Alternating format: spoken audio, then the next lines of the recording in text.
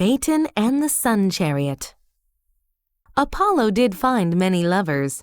Many of them were mortals, and he had many children. One of his mortal children was a boy named Phaethon. One day, a schoolmate laughed at Phaethon when he said Apollo was his father. Phaethon, in anger and shame, reported this to his mother. "If," he said, "I am indeed of heavenly birth, give me, mother, some proof of it, and establish my claim to the honor." Phaeton's mother, Clymene, stretched her hands toward the skies and said, "It's not difficult to go and ask Apollo for yourself. The land from where the sun rises lies next to ours." And heard this with delight. He traveled to India where the sun rises. Full of hope and pride, he approached the palace of the sun. Apollo's palace stood high on columns, glittering with gold and precious stones. Clymene's son advanced up the steep stairs and entered the halls of his father. He approached Apollo, but stopped at a distance, for the light was more than he could bear.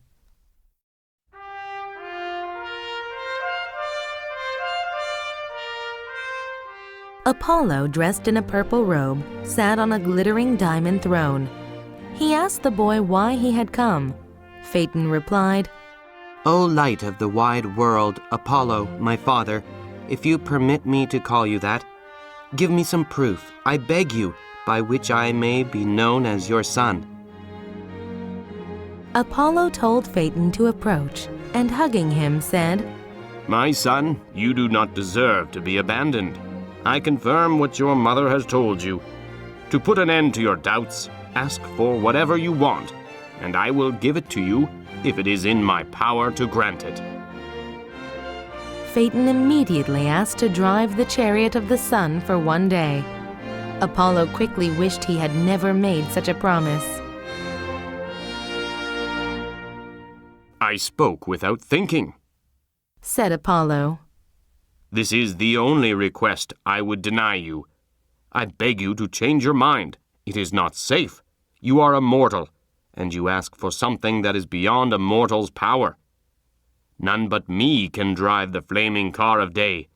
Not even Zeus, whose terrible right arm hurls the thunderbolts, can do this." However, Phaethon would not change his mind. With a heavy heart, Apollo at last led the way to the magnificent chariot of the sun. While Phaethon gazed in admiration, the early dawn threw open the purple doors of the east. The path up into heaven was covered with roses. Apollo, when he saw the stars beginning to fade and the earth beginning to glow, ordered the hours to prepare the horses. They obeyed and led the powerful beasts to the chariot.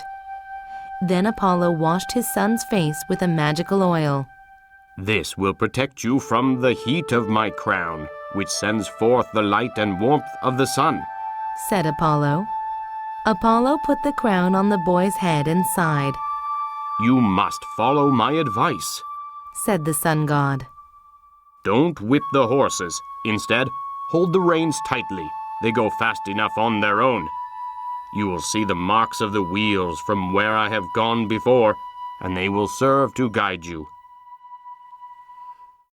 The confident boy jumped onto the chariot, stood erect, and grabbed the reins with delight. From his mouth poured thanks to his reluctant parent.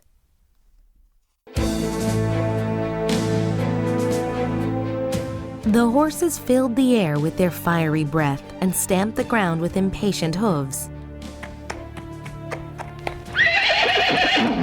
The bars were let down, and the wide-open plain of the universe lay open before them.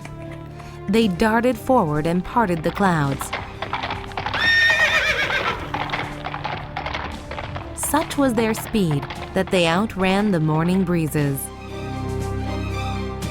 The horses soon realized that the load they carried was lighter than usual. The chariot was bounced about as if it were empty. The horses rushed full speed off the traveled road. Phaethon became alarmed because he did not know how to guide them. But even if he had known, he did not have the strength.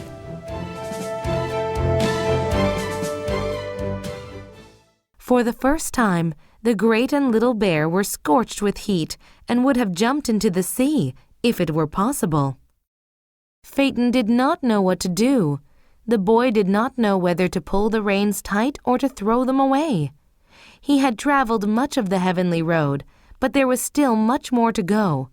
He lost all his confidence and began to panic.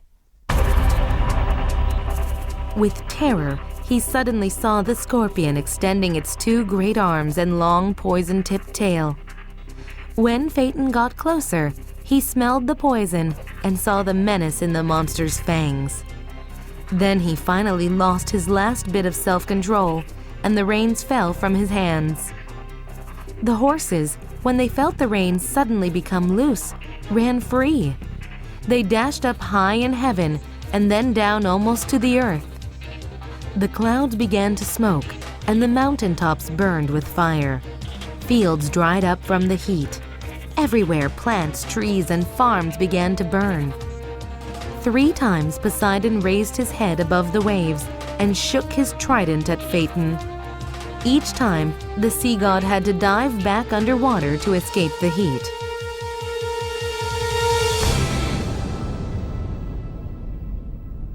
Phaethon saw the world on fire and felt the intolerable heat. The air he breathed was like the air of a furnace. Smoke made everything dark. He did not know where the chariot was flying to next. Finally, Gaia, Mother Earth, called out to Zeus to stop the destruction. "O ruler of the gods," she cried, "if I have done wrong and deserve to die by fire, why do you not kill me with your thunderbolts? Let me at least die by your hand. If you do not care about me, what has the ocean done to deserve such a fate? Save what still remains from the devouring flame of the sun." Then Zeus called the other gods to him, including Apollo. He told them all was lost unless he did something. Then he climbed the tallest tower of his palace and picked up a lightning bolt in his right hand. With a mighty throw, Zeus launched it against Phaethon. The boy was struck dead from the chariot and fell like a shooting star to the earth below. His body landed in the great river Eridanus, whose waters cooled his burning corpse.